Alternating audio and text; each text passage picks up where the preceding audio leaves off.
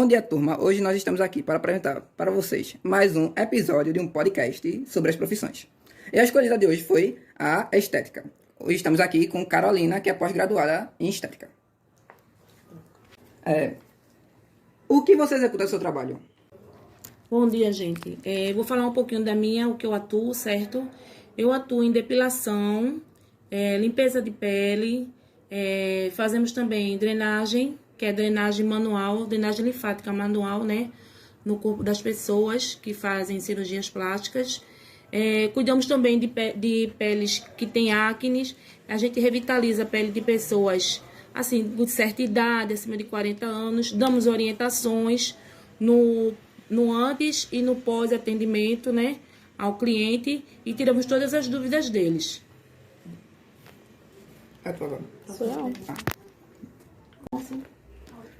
Como executa seu trabalho? Eu executo ele da maneira mais, assim, importante, né? Que eu gosto muito do que faço. Um exemplo, na limpeza de pele, vou dar só um exemplo de delas. Na limpeza de pele, a gente faz uma avaliação da pele do cliente. A gente avalia se é uma pele oleosa, se é uma pele seca, se é uma pele já de idade madura, entendeu? Se tem uma pele com cravos, com espinhas. Daí, dessa avaliação, a gente começa o tratamento. A gente seleciona os produtos que vamos trabalhar neles, certo? Separamos, fazemos a separação dos produtos, preparamos o paciente, né, com os EPIs que a gente usa. Tudo os EPIs são de uso individual de cada paciente, que é máscara, luva, espátula. Todos os produtos têm que ser separados individualmente para cada paciente. Na limpeza de pele, a gente começa com a limpeza. Num exemplo de uma pele oleosa, tem que ser um sabonete para pele oleosa, para preparar a pele. A gente deixa agir, depois retira o sabonete, a gente faz uma leve esfoliação, né? Para preparar a pele, para que ela receba devidamente os dermocosméticos, né? Para que eles possam entrar corretamente na pele e fazer o que eles são de fazer, né? Tratar a pele da pessoa naquele momento. Depois a gente faz prepara a pele colocando uma camada de emulsão na pele da pessoa, para que ela fique ali como se tivesse, como é que eu vou explicar a vocês? Fazendo com que os cravos e que os poros da pessoa, elas ficam um pouco dilatadas, para poder facilitar elas na hora da retirada, para não machucar tanto a pele do cliente, entendeu? A gente coloca uma máscara quente, tem gente que usa outros tipos de aparelhos, né? Mas eu trabalho assim, deixo agir por 15 minutos, faço a retirada dessa emulsão e daí a gente começa a extração dos cravos, né? A gente retira por etapa, testa, bochechas, nariz, queixo, e também a gente pode pegar até a parte do peito da pessoa também, se caso a pessoa tiver também. Fazendo toda a extração, a gente retira, faz uma limpeza, né, tirando o excesso de todos os produtos, espera ela secar devidamente, e a gente tem um aparelho que é chamado de autofrequência, que a gente passa na pele dele, que ele tem uma ação muito importante para o paciente, que ele faz ele seca a pele da pessoa, matando as bactérias e os fungos que ali existam, entendeu? E ali, para o paciente, isso é muito importante. Fazendo isso, a gente demora assim no mínimo 5 minutos na face da pessoa. Terminando isso, a gente faz a gente bota uma água tônica, indicada para pele oleosa, passa um protetor solar também indicado para pele oleosa, orienta o paciente para que ele não mexa no rosto, porque ela está no momento sensível, né? Porque a mão dele também pode estar suja e contaminada, para que ele não mexa no rosto e que quando ele for tomar banho, ele não passe outros tipos de produtos no rosto, pelo menos no mínimo de 4 a 6 horas. E que quando chegar em casa, a gente orienta também ele a mudar a fronha do travesseiro, né? E também, assim, a gente passa um home care. Tipo, o que é um home care? Um home care é um produto que eles podem comprar, que a gente orienta eles a comprar para ele fazer o uso ao pós-tratamento de sabonete, loção E muito também importante é o uso do protetor solar. Que recursos vocês normalmente utilizam? Temos muitos recursos, dependendo do problema que o paciente vem conversar com a gente. Da limpeza de pele, que dá para dar continuidade, tem a alta frequência, tem a luz de LED, vermelha e azul, né, que a gente usa para infecção na pele, revitalização, tudo isso. A alta frequência, como eu falei para vocês, tem a massagem, tem os produtos também, que são produtos dermocosméticos, não é só produtos de cosmética, não. No meio deles, eles têm produtos farmacêuticos que ajudam ao paciente e nos ajuda também a tratar a pele oleosa naquele momento. E que ambiente você costuma atuar? Eu costumo atuar em clínicas, já fiz muito na faculdade, né? A gente fez muito em clínicas também, conheci vários tipos de clínicas, mas no momento estou num espaço, né, que ele tem uma maca, também faço com minhas amigas também, no ambiente dela a gente faz uma troca, né, de informações. Eu tenho um grupo que a gente tira dúvidas de quando pega um cliente que a gente sente que o problema é mais grave, a gente conversa para ver como é que chega para tentar resolver, ajudar ele, orientar ele corretamente, né? Mas o ambiente, eu gosto do ambiente, o ambiente é um ambiente de respeito, né? É um ambiente que... Tá certo? Um ambiente de respeito e um ambiente em que o paciente tem que se sentir bem. Tem que sentir que ali ele vai ser respeitado, que ele possa conversar com a gente, dizer o porquê que ele está ali, o que ele está querendo quando me procura, entendeu? Então, a gente tem que ter um ambiente familiar, vamos dizer, né? E também para poder receber o cliente, para que ele fique à vontade para conversar com a gente. Quais são as características pessoais necessárias para a profissão hoje em dia? Estudar muito.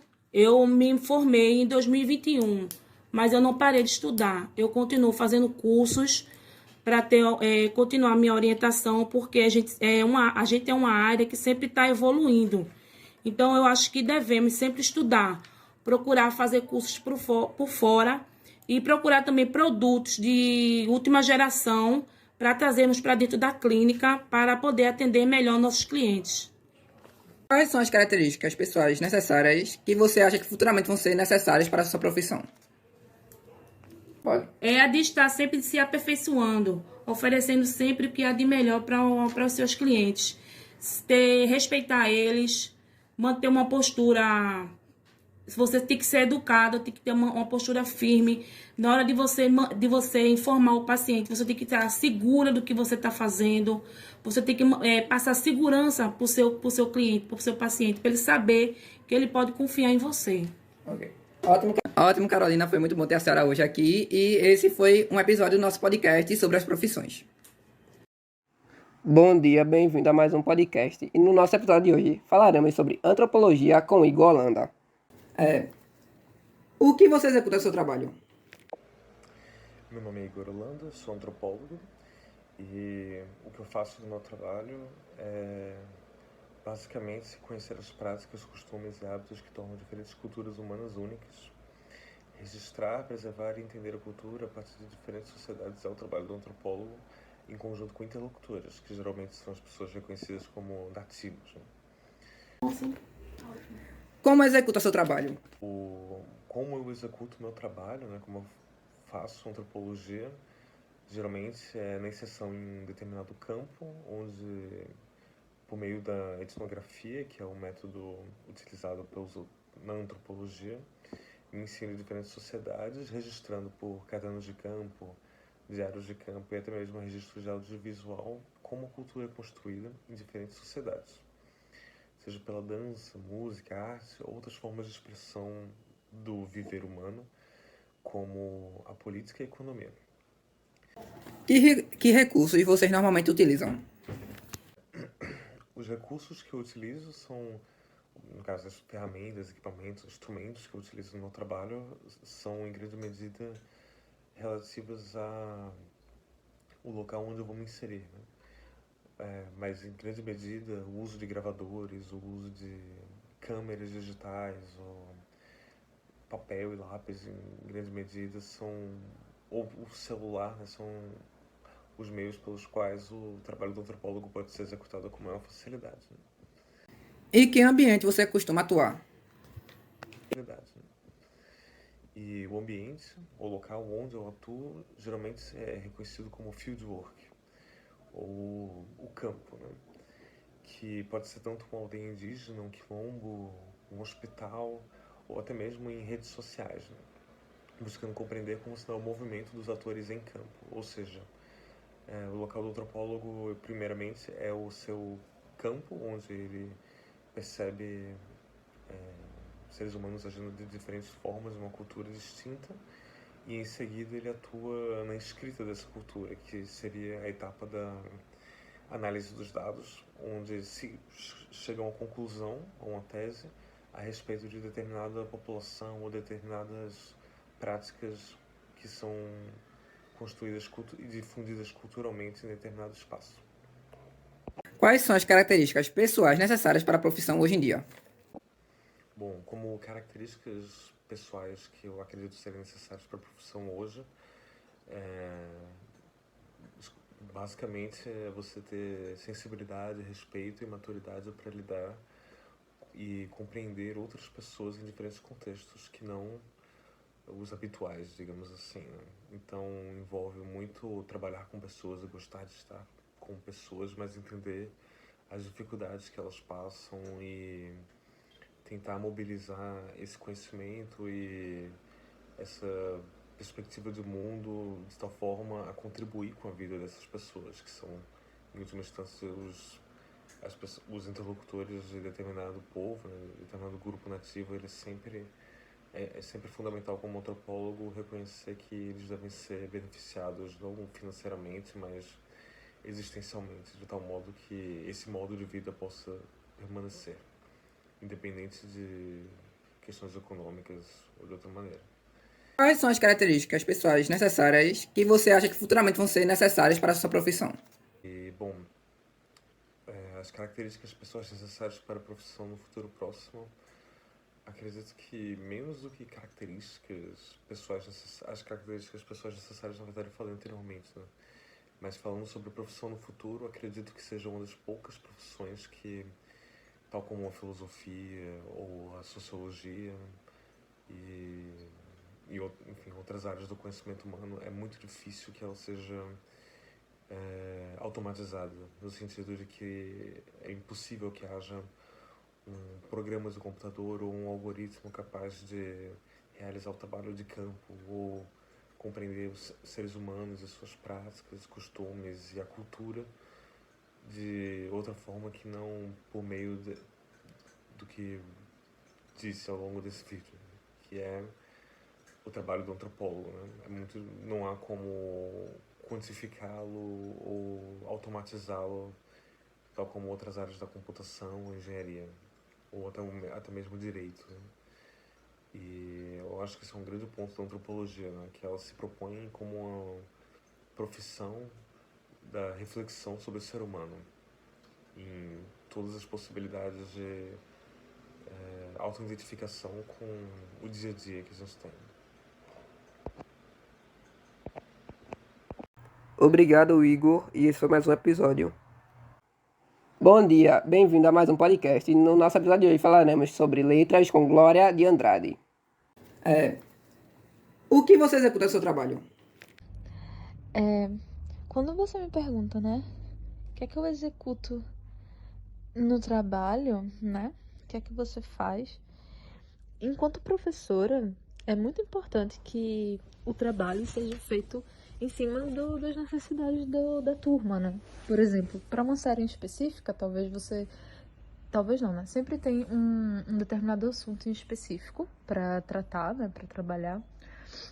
Mas pensa que, tipo, por mais que aquelas pessoas estejam naquela turma, você vai ter um um direcional diferente, né? É preciso conhecer os alunos, o que eles sabem, a partir do conhecimento prévio que eles já têm, para você fazer com que aquela aula seja significativa, né? Gere conhecimento.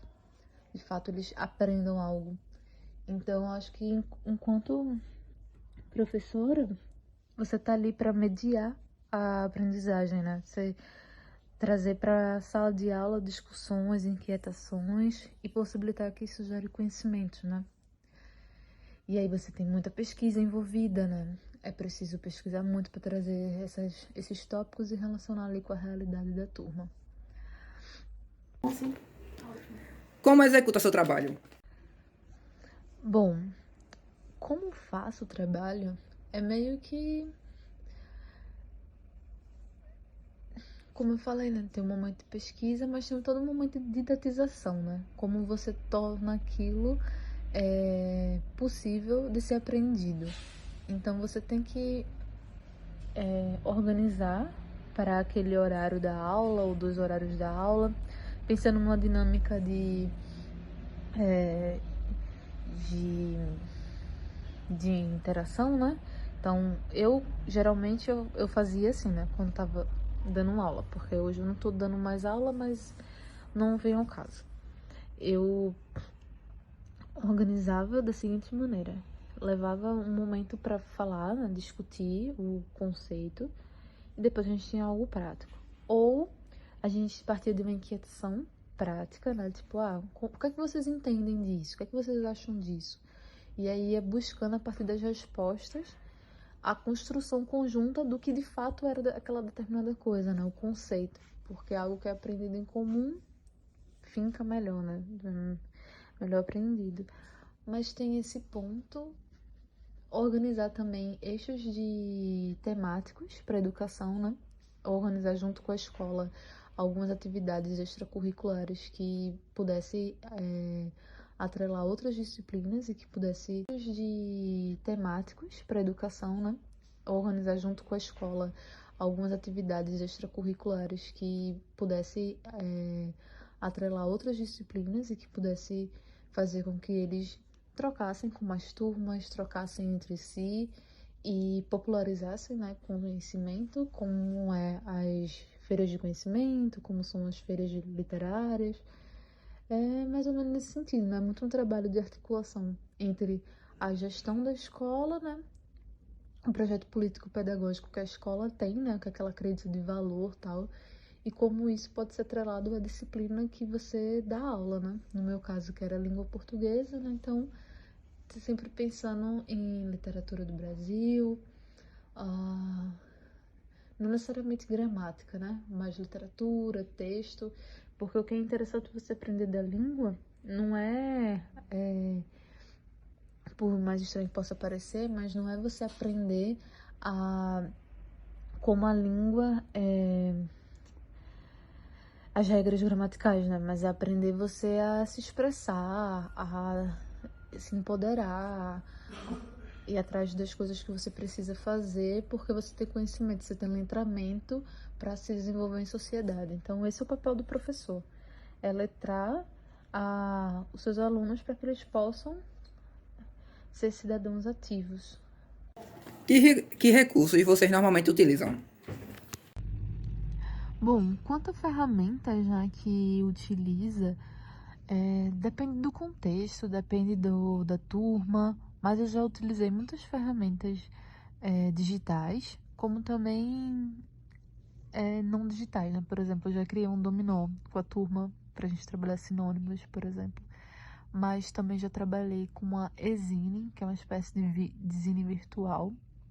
E aí eu era professora de uma turma de ensino médio durante a pandemia, e a turma produziu isso tudo de forma online, né? Então a gente usou alguns recursos, como desde o Google Classroom até o Menti, até o Mural. Eu não lembro o nome da ferramenta agora em específico, mas a gente usa algumas ferramentas digitais também para estar no dia a dia de sala de aula. E de novo, tudo isso porque o professor tem que ser um pesquisador também, né? Tem que ir atrás desses recursos tecnológicos, tem que estudar para poder se apropriar e colaborar com a turma, né? Em que ambiente você costuma atuar? Quanto ao ambiente de atuação da minha profissão, isso é muito distinto, né? Porque você pode estar dentro de um contexto de sala de aula, como você pode estar dentro de um contexto de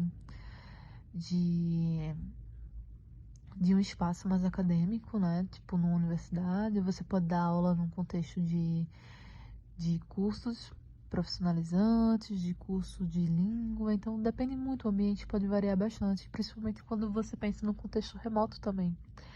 Então você pode acabar gravando aulas para serem exibidas em outros momentos e as pessoas simplesmente acessarem ela em uma plataforma, por exemplo. Então esse ambiente de atuação vai depender muito também de como o professor quer, como ele quer atuar, né? Essa pessoa, mas é bem diverso. Em ambientes escolares, por exemplo, você costuma ter muita troca com outros professores, costuma ter um espaço, um comum para os professores ou um espaço comum próprio do professor, como é numa universidade pública, na sua própria sala. Isso é distinto, né? Pode variar bastante, mas o lugar é sempre esse ambiente com as pessoas com que você conversa, com essas pessoas com quem você vai garantir esse ensino-aprendizagem. Quais são as características pessoais necessárias para a profissão hoje em dia? Hoje eu acredito que o professor ele precisa ter muita empatia e principalmente flexibilidade. A gente passou por esse momento da pandemia e isso nos mostrou que é preciso estar muito aberto a novas formas de atuar, né? Seja conhecendo novas ferramentas tecnológicas, seja entendendo contextos distintos, né, dos alunos, mas ter empatia e estar aberto à inovação, a estar aberto a mudanças, eu acho que é uma coisa que é necessária assim, para ontem, para o profissional de educação. Quais são as características pessoais necessárias que você acha que futuramente vão ser necessárias para a sua profissão? E no futuro próximo, eu acredito que o professor ele precisa não só para o futuro próximo, eu acho que para agora também se desprender do que está previsto de ser ensinado para os alunos, né, conforme conteúdo programático e tal, mas não se desprender no sentido de largar tudo e fazer de outra maneira, mas se desprender no sentido de que não é só isso, né? Nossa missão não é só isso.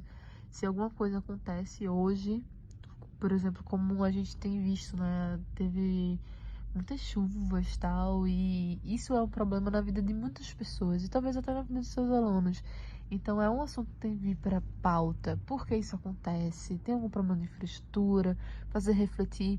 Então, o profissional da educação para o futuro próximo, ele precisa estar atrelado à realidade dos alunos, ele precisa trazer e possibilitar o pensamento crítico, e é isso que eu acredito. Obrigada, Glória, e esse foi mais um episódio. Bom dia, bem-vindos a mais um podcast.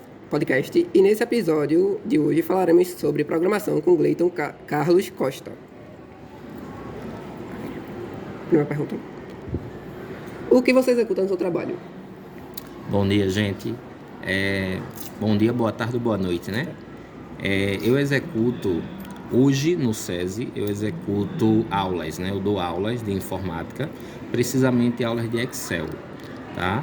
Apesar do tema ser sobre programação, né? Eu tenho formação técnica em sistema de informação e aí eu vi uma parte de programação também. Como você executa seu trabalho?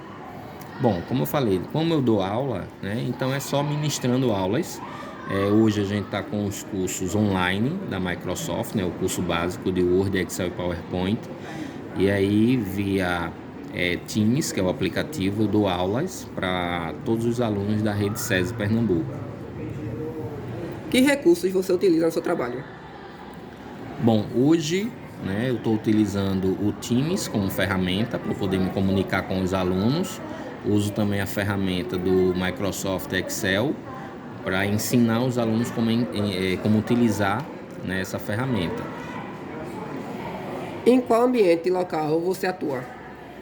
Bom, aqui no SESI, né, eu atuo na área de educação, eu tenho uma salinha específica onde eu ministro essas aulas para os alunos da nossa rede, né, Rede SESI Pernambuco.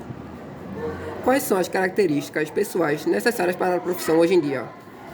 Bom, para ser um profissional, de TI, né, você tem que gostar de estudar, porque principalmente a parte de programação, porque a gente não para de estudar. Programação é o tempo todo uma linguagem nova, tá? Mas a minha parte, né, que é onde eu trabalho com Excel, aquelas ferramentas que a gente utiliza, eu vou ter que estar sempre treinando elas, senão a gente esquece, né, se a gente não treinar. Mas a parte de programação, o camarada tem que gostar muito de estudar, tem que ser muito focado, tá?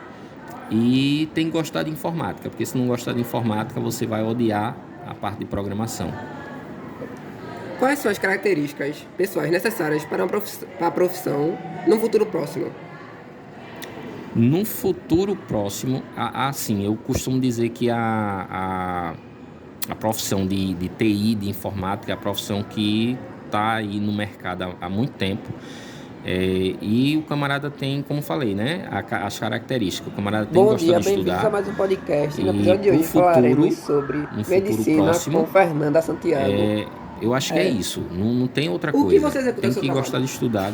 Informática não é aquela pessoa que eu estudo hoje e aprendi e já sei. Não pode ser assim, tá? E no futuro próximo, informática, hoje em dia você vê, hoje em dia tudo é informática. Então a geladeira tem lá aquela parte de programação dela, né? Um micro-ondas também. Então tudo tem informática. Então acho que é isso. Hoje Obrigado, eu trabalho obrigado, numa clínica Gleiton, e esse foi nosso episódio de hoje. Exerço as duas profissões, há mais anos, mais ou menos exato, uns 8 anos, eu exerço a profissão de técnico de enfermagem e mais recente pós-formação agora de fisioterapeuta. A fisioterapia dermatofuncional, ela está ligada, né, a estudos de técnicas que lidam com a prevenção e a recuperação de danos no sistema tegumentar, né, ou seja, na pele.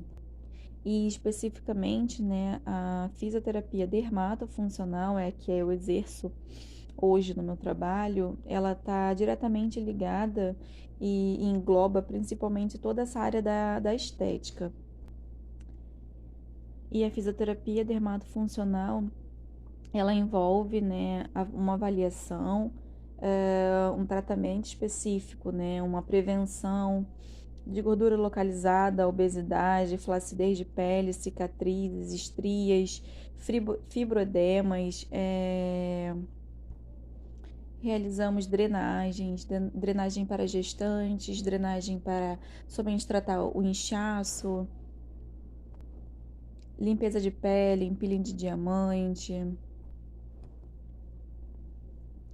E nos baseamos, né, principalmente muito pela queixa do paciente. Então, o paciente ele nos procura com uma queixa ou de gordura localizada, ou uma flacidez, ou seja, uma limpeza de pele, tratamento para o rosto. Isso vai depender muito do que o paciente, o que incomoda o paciente, né? Eu digo que não é um hospital, né? Como a gente trabalha na área médica, então o paciente ele não chega, né? É muito diferente de uma área hospitalar, que o paciente chega passando mal, que é aquele atendimento mais padronizado, mais específico. E ele não, na área da estética, o paciente ele quer bem-estar. O paciente ele chega para se sentir melhor, para se sentir bem cuidado. E então esse paciente chega para a gente na clínica e aí a gente faz uma avaliação, tanto pode ser uma avaliação facial, pode ser uma avaliação corporal. E aí nós montamos um protocolo de tratamento para aquele. Como executa seu trabalho? Que recursos vocês normalmente utilizam? O que a gente tem que fazer junto uma limpeza de pele. Então, vai depender muito ali da nossa avaliação com o paciente, do que o paciente está sentindo, do que o paciente precisa melhorar, né? E aí, a partir disso, dessa avaliação, nós fazemos a indicação para o paciente dos podemos englobar aparelho como técnicas somente manuais, né? Vai depender ali do paciente. Também depende de quanto o paciente ele pode ir à clínica. Ah, eu posso vir uma vez por semana, eu posso vir a cada 15 dias, e isso depende muito, né? Tem paciente que tem uma disponibilidade maior, outros não, outros são muito compromissados. Então vai depender de tudo isso para a gente montar um protocolo de atendimento para aquele paciente. E aí esse protocolo vai ser com um aparelho, com dois, vai ser nós trabalhamos né, vou falar um pouquinho dos nomes dos aparelhos, que é o Freezer, que ele é para flacidez. Nós temos o Vela Shape 1, 2 e 3, que ele trata gordura localizada e flacidez. Nós temos o Cool Sculpt, que é um aparelhozinho que ele congela a gordura localizada. O Cool Sculpt, ele é um aparelho para gordura localizada, que ele pode ser realizado em várias áreas do corpo, como barriga, braço, papada, coxa, onde mesmo o paciente tiver uma gordura localizada. Não é uma gordura, né, que a gente fala, não é uma gordura generalizada. Tem pacientes que chegam muito acima do peso e querem fazer. E daí é um paciente que a gente não indica, né? O ideal é que o paciente perca peso, primeiramente, e faça, né, para ele ter um melhor resultado. E fora os procedimentos que nós fazemos manual, como limpeza de pele, peeling de diamante, massagem relaxante, massagem modeladora. E em que ambiente, né, atua? Como eu já disse, a gente trabalha numa clínica médica estética. A clínica, nós temos 3 unidades, Rio, São Paulo e Porto Alegre. A gente tem toda a área da estética, como esteticistas, fisioterapeuta, e também todo o corpo médico, né? Cirurgião plástico, cirurgião geral, dermatologistas, ginecologista. E nós fazemos todo o tratamento que seja voltado para a estética. E que ambiente você costuma atuar? E a fisioterapia, ela é uma área muito, muito ampla, né? Eu digo que a fisioterapia é uma das áreas mais lindas de profissão que existe. Porque você pode ajudar ali desde aquele bebezinho que não deu ainda seus primeiros passos por algum problema de saúde, como aquele senhorzinho que já está no fim da idade, que tem alguma doença, osteoporose, seja o que for, né, na verdade, artrose, e você consegue ali ajudar na recuperação, na reabilitação daquele paciente, né? E não é uma área fechada, você pode trabalhar em academia, você pode trabalhar na área hospitalar, você pode trabalhar na área estética como eu, e você tem muitas escolhas, né? Você pode trabalhar em várias, você pode, eu gosto tanto da área da estética quanto da área hospitalar, eu vou trabalhar um pouquinho em cada. Nós, fisioterapeutas, temos uma carga horária de 6 horas, né, por dia. Então, você trabalha ali, vamos dizer, de 8 às 2 e à tarde, né, você pode trabalhar de 2 às 8, você pode trabalhar em uma outra área, né, não especificamente numa área só. Então, ou você pode atender pacientes particulares, tanto na área mais para hospitalar, como na área médica, estética. E aí você vai ali, marca seus... Quais são as características pessoais necessárias para a profissão hoje em dia? Quais são as características pessoais necessárias que você acha que futuramente vão ser necessárias para a sua profissão? Bom, e para trabalhar, né, nessa área de fisioterapia, é necessário a realização do curso da graduação de fisioterapia. E também é uma área muito ampla de cursos, né? Nós temos cursos de finais de semana, cursos que duram 1, 2 meses, de temas específicos, como drenagem, como massagem. E também é necessário uma pós-graduação, né? A minha empresa, ela exige que nós estivemos formadas também na graduação de pós-dermatofuncional. Eu ainda vou realizar, ainda não tenho. Já realizo, né, alguns procedimentos, posso realizar já alguns procedimentos por ser fisioterapeuta, mas ainda, como tenho pouco tempo de formada, ainda vou realizar a pós, que tem duração mais ou menos de 2 anos. Então, você pode ir na casa deles, você pode atender. Então é uma área muito legal, é uma área bem remunerada. Eu acho a pessoa recebe o salário, mas a pessoa também recebe comissão. Então, Bom, gente, foi isso. Obrigado, Fernanda. E esse foi nosso podcast sobre medicina.